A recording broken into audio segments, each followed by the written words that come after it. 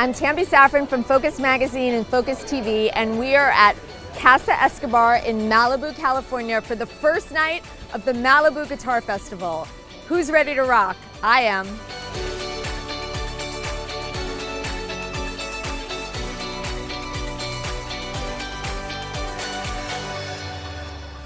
I'm Tambi Saffran from Focus Magazine and Focus TV, and today I'm talking to Doug DeLuca, who is the founder of the Malibu Guitar Festival. But in his day job, he is the co-executive producer of Jimmy Kimmel Live. Hi, Doug. Hi. Nice to have you with Focus today. Thank you. Thanks for having me. What's it like to be the co-executive producer of Jimmy Kimmel Live? It's amazing. I mean, you know, we have I think one of the best late night talk shows on television.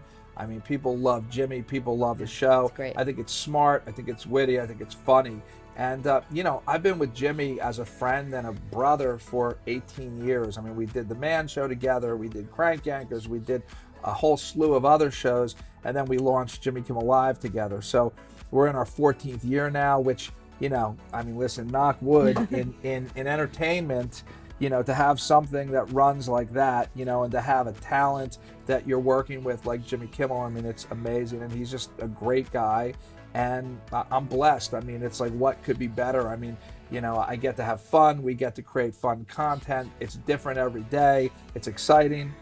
You know, and a lot of what I do here sort of prepares me for the Malibu Guitar Festival, Well, you know? Jimmy Kimmel Live is known for having great music. Great music. How does that experience help you with? Well, I mean, listen, it's helped me through the years understand how to produce music. Mm-hmm. It's created relationships for me with, you know, artists and managers and agents, you know, throughout the years. And, you know, it just kind of, it puts you in the right frame of mind to do this. In the last 14 years with the show, who was your favorite guest or what was your most memorable experience here? You know, this is going to go back to music and rock and roll, but it's like one of those moments of your thing. So I, growing up as a kid, you know, from the 5th grade, was a huge Kiss fan, right? I loved the band Kiss, and it was my first concert I ever went to by myself without my parents, and it was at Madison Square Garden, and I was a huge Kiss fan.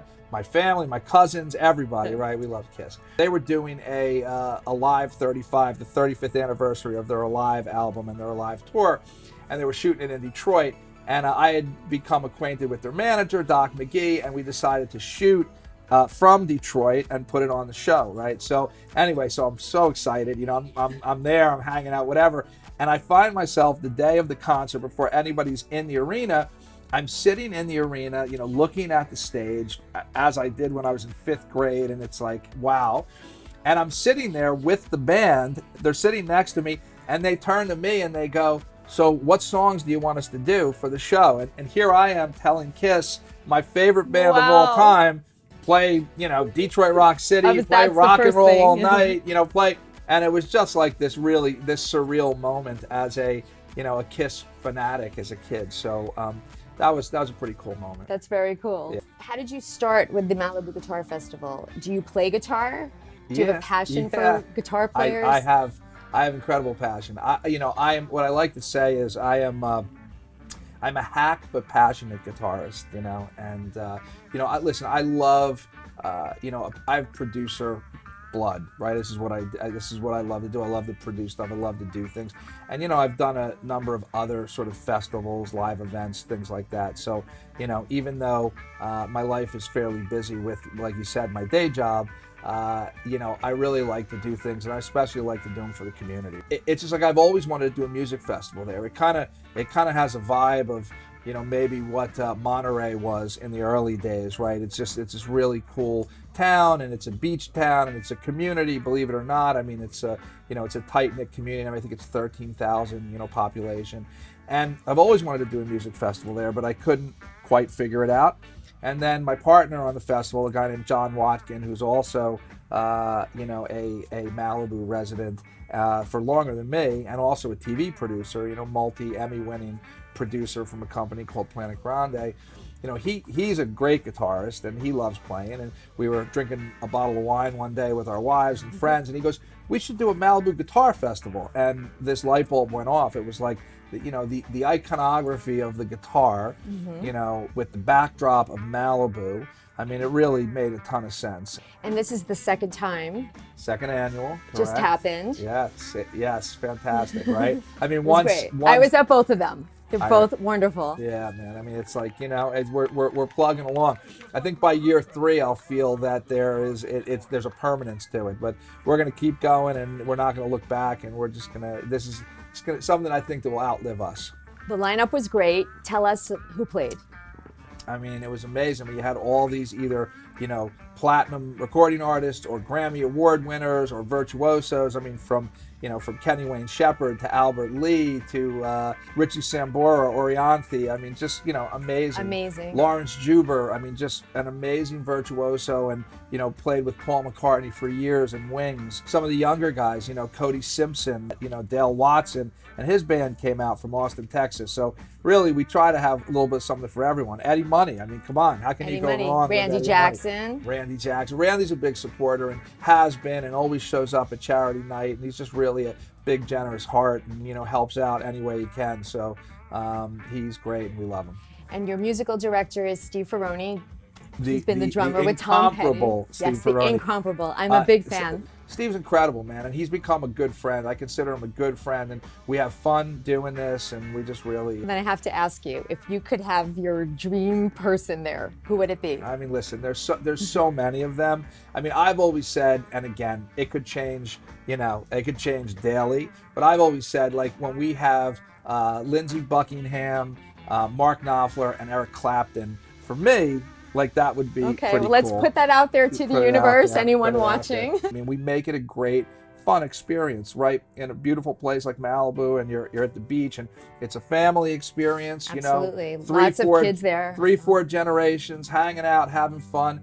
And it's great. I mean, I have a 9-year-old daughter who loves music and loves rock and roll and plays, you know, and she's running around having a good time. But it's like, for me, if we can expose our kids, you know, to this great music and real instrumentation and real players, I mean, it's like, there's nothing better. I mean, for me, that's the payoff, right? Does the Malibu Guitar Festival benefit any charities? Where does the money go from the ticket sales? Absolutely. So we, I mean, again, like I said, this is a labor of love for all of us. So really, the only reason to do it is to give back, to do something for the community, help some charities along the way, and have fun, right? That's really the main goal. We try to mix it up with the charities. I mean, this year we benefited a charity called Mending Kids, which gives life-saving operations for, you know, underprivileged or third world children that need them. Really great organization and well supported. For 2 years, second year running, we benefited the Boys and Girls Club of Malibu, and you know, they put after-school programs in all the Malibu schools and really help a lot of kids, and have done some really amazing things in inspiring kids and helping them along in their careers and their life and just in general, and we love them. And then we added one this year as well called Theroux Surf, and Theroux Surf is a great organization, local, you know, 2 local guys that run it, and it basically takes challenged kids, you know, whether it's autistic or physically challenged, and get them out in the water on surfboards, and they utilize, you know, the nature and the water and surfing and all of that, give them that experience to kind of help them cope with the issues they have and have them experience that, you know, piece of life. It's a really touching thing that they do, and really a great organization. Did Jimmy come? Jimmy was doing 2 things. He was out of town the first part of the weekend, and he was shooting a pilot on Sunday, the day of the Beatles' press. So he was up to his eyeballs, but, you know, we'll let him slide. I let him slide. He's got enough on his plate. Exactly. I don't need to bog him down with my passion projects, you know what I mean? Thank you, Doug, for talking to us today. It was a pleasure, and I'm excited for year 3. We're so grateful for you guys coming out and supporting us, and thank you for your help on the fundraising night and everything you did, and thank you for promoting, and we're glad to be in partnership with the magazine, so thank you. We are too. Thank you for talking to us today. Okay, we appreciate it. I'm coming up with all the things, so won't you come and join me? Life can do some crazy things. Don't you worry, we'll find it. second to breathe. I'll give you all of my love, I'll give you all that you need. Don't worry, I'm not in a hurry, not going nowhere. I'm not